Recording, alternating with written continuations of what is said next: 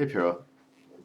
So I'm watching some of your videos about materialism and nature, and a sort of absurdity of talking about something as merely natural, as though nature were some dumb boring stuff. And yet I think the thing is that is how nature is somewhat so often talked about among many self-proclaimed materialists. And so I think materialism has gotten a bad name from that. Um, and but I totally like how you're kind of like trying to reclaim materialism from from that crowd. And I mean, like, I just like me, I try to reclaim Christianity. Like, I consider myself a Christian, but I'm totally but I find so much of what passes for Christianity on mainstream to be like anathema to me. And so, I'm not gonna just call myself something else. I'm gonna reclaim it, reclaim what I consider to be the sort of the real heart of Christianity back for myself, because I feel like I'm living more in the spirit of Christ, and it's I guess maybe that's a little elitist of me, but anyway, about matter. I've been reading Whitehead's Process and Reality lately, and one thing he says in there is he talks about replacing materialism with what he calls organicism. Um, and I think what he's basically getting at here is that uh, we kind of we have our experience of as subjects, and we experience these objects, and the objects are sort of an abstraction from our experience. But then we take those abstractions as reality and then try to explain our own experience in terms of those abstractions. And so that's the fallacy of misplaced concreteness. You concretize an abstraction and make that the basis of explaining the very process that made the abstraction.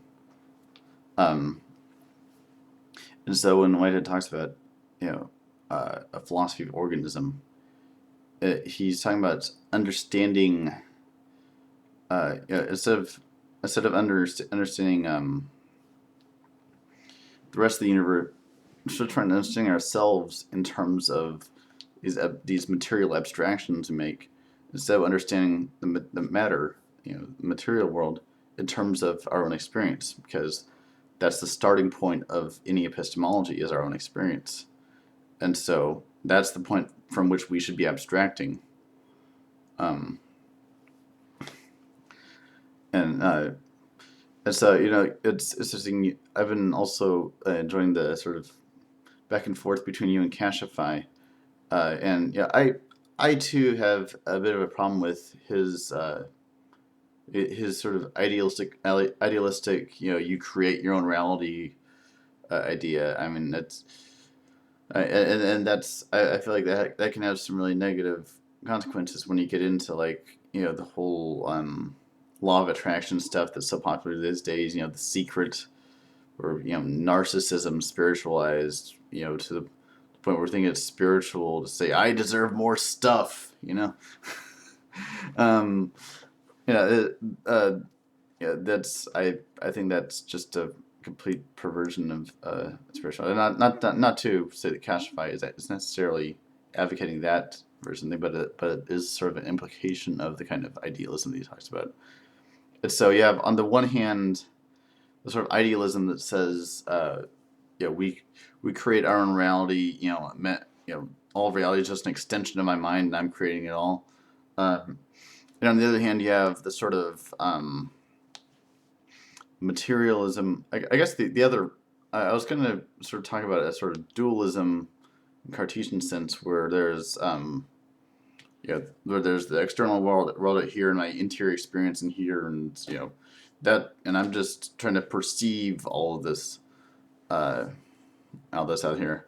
I guess even an even more extreme opposite of the sort of idealism I talked about is sort of the determinism, where I am just this material force. It compels me to to think that I'm perceiving this way, but it's actually yeah, but my consciousness is just sort of a trick, and there's nothing, and I think that's kind of how Daniel Dennett talks about, though even he's not a strict determinist. Um, anyway, I guess I'm getting kind of off track. For me, I find a sort of middle ground between you just merely nature as something out there to be perceived versus something I'm creating from with my consciousness, and say it's actually kind of I think the middle ground there is actually interactionism. Um, that's the sort of qualities of the universe of nature are a matter of our interaction or our inaction with them, as Francisco Varela talks about. That sort of and color is a beautiful example of that. There is no. I think you can't talk about an objective color, because the light spectrum doesn't really have color. Color is a matter of the cones and rods in our eyes that pick up the light spectrum a certain way and interpret them in the brain, and the brain creates these qualia of colors. And I like how you're sort of extending qualia as something that's uh, much that has a much wider implications, and I think uh, that's the kind of middle. And I think that's what Whitehead's getting at with organicism is the idea that um, you're talking about objectivity as something objective as something outside of ourselves, whereas I think actually the object gets its objective um, nature. It becomes an object by virtue of its perception by the subject.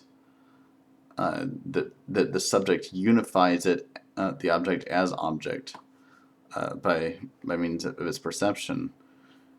So that there's so the subject and object are sort of mutually linked, um, and so we can and so we realize that we're part of reality, that reality um, is that our consciousness is actually a player in reality. It's a part of what makes nature nature, um, and so we don't need to so we don't need to retreat into either idealism or pure uh, dualism. So I guess I think I'm probably running out of time on this. But yeah, I guess I want to say I'm enjoying your videos on this, and hope to hear more from you. Cheers.